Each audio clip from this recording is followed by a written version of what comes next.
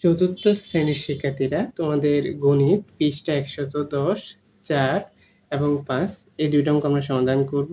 ৪ নম্বরে অনেকগুলো অঙ্ক আছে, ৮ টা অঙ্ক দেওয়া আছে। তো এখানে দেখো ভগ্নাংশের যোগ ও বিয়োগ সম্পর্কিত নিচের সমস্যাগুলো হিসাব করি। যোগও দেওয়া আছে, বিয়োগও দেওয়া আছে ভগ্নাংশের। তো দেখো তোমাদের উদাহরণে এরকম অঙ্ক আমি করিয়েছিলাম। তো এখানে দেখো প্রথমে আছে ৫/১ যোগ ৫/২। হর একই রকম আছে। হর একই রকম থাকলে নিচে যা আছে লসাগু বের করতে হয়। এগুলা হর দ্বারা ভাগ, লব দ্বারা গুণ করতে হয়। আর তারপরে ভগ্নাংশ হরের লসাগু বের করতে হয়। তো এখানে ৫ হর একই রকম আছে। তাহলে লসাগু কত হবে? ৫ হবে।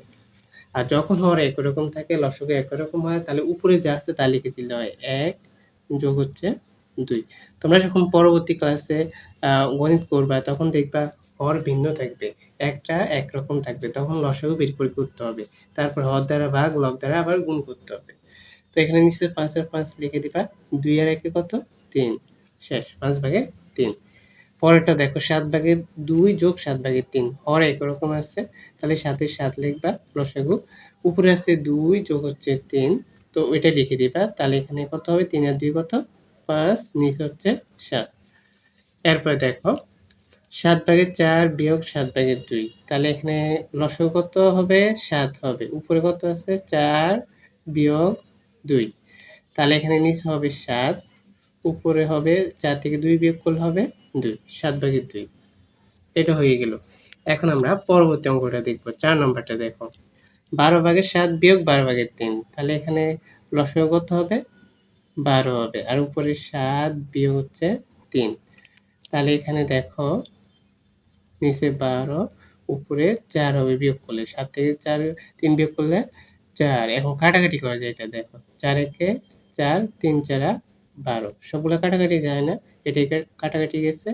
তো ৩/১ হবে উত্তর। ৩/১। এবার দেখো ৫ নম্বরটা। এখানে ৩ টা করে দেওয়া আছে ভগ্নাংশ।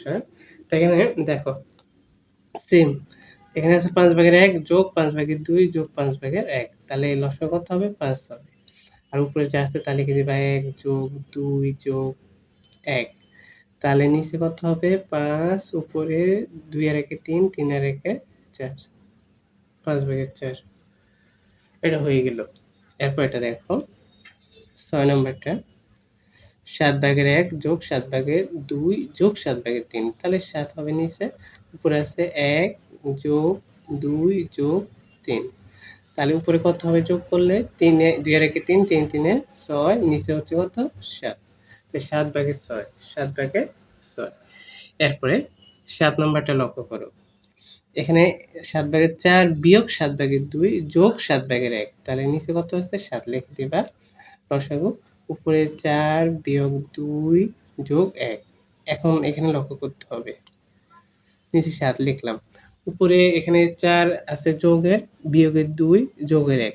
এখন ৪ এর আগে কিছু নাই, মানে যোগ আছে, হ্যাঁ? তোমরা মনে রাখবা। তাই যোগের ২ টাকে যোগ করো। ৪ আর ১ কত? ৫। ৪ আর ১ কত? ৫, আর বিয়োগ ২ এর ২ লিখবা। এখন এখানে লক্ষ্য করো। এখানে নিচ হবে ৭, উপরে ৫ থেকে ২ বিয়োগ করলে হবে ৩। এই ৭/৩। এরপরে দেখো ৮ নম্বরটা। এখানে আছে কত? ১২/৭ বিয়োগ ১২/৩ যোগ ১২/১। তাহলে নিচে কত হবে? ১২ হবে। যেহেতু হর একই রকম আছে। তো উপরে ৭ বিয়োগ ৩ যোগ ১। এখন তোমরা বলবে এখানে যোগের কয়টা, বিয়োগের কয়টা? বিয়োগের আছে বিয়োগ ৩, আর যোগের আছে এটাও যোগের, এটাও যোগের। ৭ এর আগে কিছু নাই, মানে যোগ আছে। তাহলে ৭ আর ১ কত? ৮ বিয়োগ হচ্ছে ৩। তাহলে এখানে দেখো কত হবে? ১২ হবে নিচে, উপরে ৮ থেকে ৩ বিয়োগ করলে হবে ৫। তাহলে ১২/৫ হবে, এটা উত্তর। তো আশা করি তোমরা এগুলো বুঝতে পেরেছো, এই ৮টা। এখন আমরা ৫ নম্বর অঙ্কটা সমাধান করব। দেখো এখানে ৫ নম্বরে কি বলা হয়েছে? রিমা একটি দোকান থেকে ৭/১ মিটার এবং লিমা ৭/২ মিটার রঙিন ফিতা ক্রয় করলো, মানে কিনছে। তারা একত্রে মোট কত মিটার ফিতা ক্রয় করলো? একত্রে মানে যোগ করতে হবে, মোট বললেও যোগ করতে হয়। তা আমরা যোগ করে দেখব কত মিটার ফিতা ক্রয় করলো। সহজ অঙ্ক। তা আমরা লিখব তারা তারা মোট ফিতা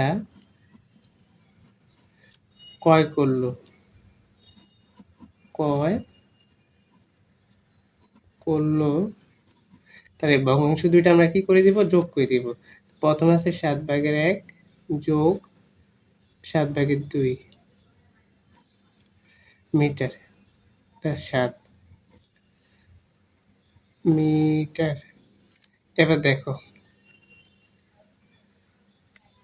7 হরে একরকম আছে না, তাহলে লসাগু কত হবে? 7 হবে।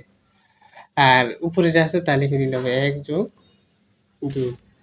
তাহলে বলো এখানে 2 এর একে কত? এটা 2, 2 এর একে কত? 3, নিচে 7, তো 7/3 মিটার। এখন তোমরা একটু লিখবা, অতএব অতএব তারা, লাস্টের লাইন থেকে লিখবা, তারা একত্রে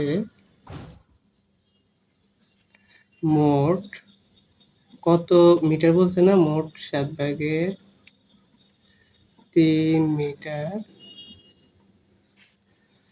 ফিতা ক্রয় করল। ক্রয় করল, এটা উত্তর 7/3 মিটার। তো আশা করি তোমরা অঙ্কগুলো ভালো করে বুঝতে পেরেছো। পরবর্তী অঙ্কগুলোর সমাধান পেতে প্রত্যেকে চ্যানেলটি সাবস্ক্রাইব করে রাখবা। ধন্যবাদ সবাইকে, আল্লাহ হাফিজ।